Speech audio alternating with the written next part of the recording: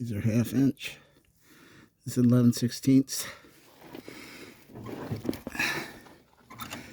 I put a new steering bushing and gear, and then I replaced the bushings on the arms, those outer ones. So this is where my slop is now.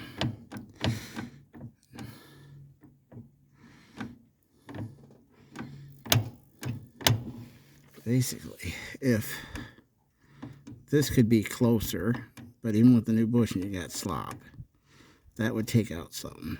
But then it still has slop here. But then when you go to turn, the way this pivots side to side upward, that kind of adds to it. But at least this bushing is replaced and these are replaced. So I got rid of most of it.